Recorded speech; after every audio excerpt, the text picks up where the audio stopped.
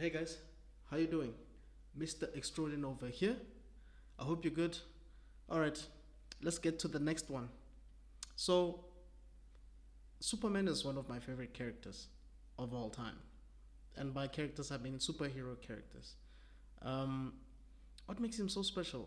Well, I guess you could say that he is the definitive superhero.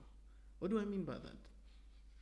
I mean, he was created at a time where some of the comic books that we had at the time were just either romantic comics or horror comics, you know, or cowboy themed comics. So this superhero genre, I mean, I think it was there, but it was not so prominent. So when he arrived, I mean, he just changed the entire thing. He changed the game, and in as much as we don't, you know, um, give him too much attention like we used to back in the day, I think he is still one of the best superheroes of all time. I mean, he has so many aliases. He goes by the name of Clark Kent, Kal El, or what's the other name? The Man of Tomorrow, the Man of Steel. Sometimes I think they call him Soups, if I'm not mistaken. So there's quite a number of aliases that he has. And when you look at some of the characters that have been introduced in his world, you have characters like Jimmy Olsen, who's the photographer. You have Lois Lane, who's the journalist. Perry White, who's the editor in chief of the Daily Planet. You have Crypto the dog, who was recently voiced by Dwayne the Rock Johnson in, I think it's the League of Super Pets. You also have Supergirl. Um, you know, so it's crazy. Like there's so many great characters that came from there. You have Lex Luthor, you have Lana Lang, Pete Ross, Ma and Pa Kent, Jor El, General Zod, Brainiac. Um, you know, so Doomsday. So he is quite a great character, whether we like to admit it or not. Anyway, so why am I even speaking about him? There's a documentary that was released a few years back by Warner Brothers that basically just documents, or rather focuses on the timeline of the superhero called Superman.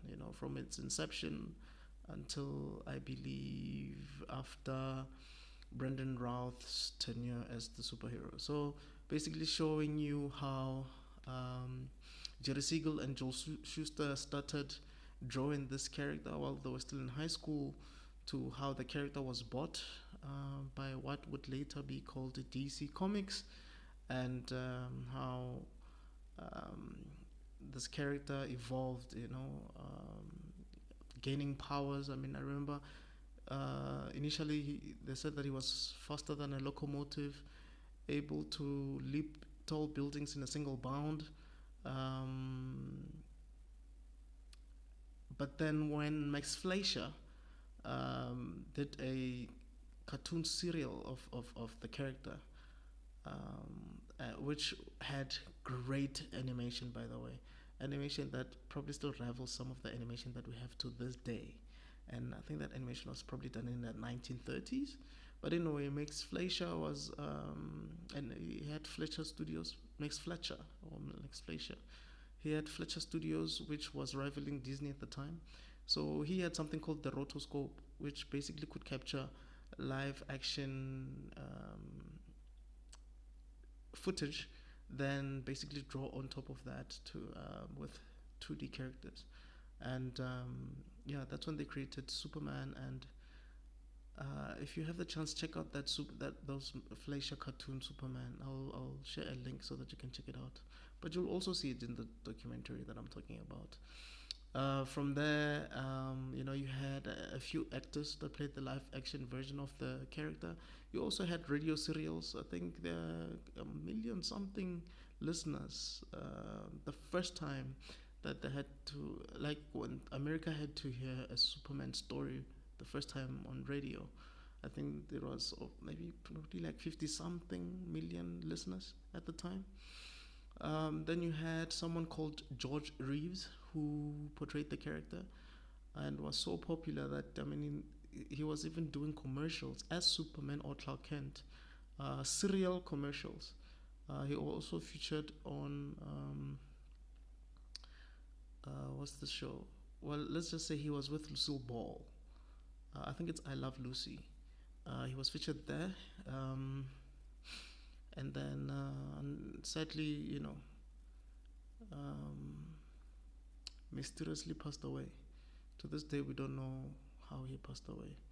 But I don't want to give too much. And obviously, in the 1970s, we had Christopher Reeve. Um, Thanks to Richard Donner, who made us believe that a man could fly. So also they just show you how they got to Christopher Reeves and how Margot Kidder got involved as Lois Lane, and from there, they show you some of the sequels. Superman 2 that had Terrence Stamp as General Zod, then Superman 3 which had Richard Pryor, and then as it goes on, to the TV series. I think it's Superman: The Adventures of Lois and Clark, that had Dean Cain and Terry Hatcher. Also, the death of Superman, which was quite big. I mean, it even featured in big newspaper. Like the newspapers actually covered that story of the comic book, and it goes to Smallville, and goes as far as to explore, Bryan Singer's Superman. I think it's Superman Returns, where Brandon Routh portrayed the very same character that Christopher Reeves portrayed, with Kate Bosworth as Lois Lane. And it also had James Marsden there.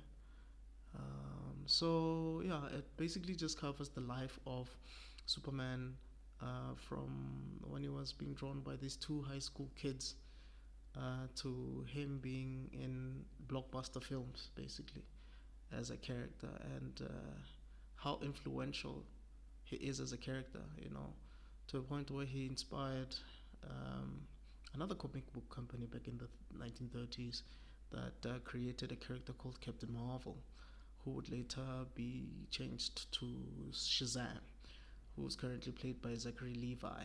But at the time, Captain Marvel became so popular that actually he became more popular than Superman, and that became a bit of an issue with DC. So, but like I said, I don't want to give too much away. I think I already gave too much.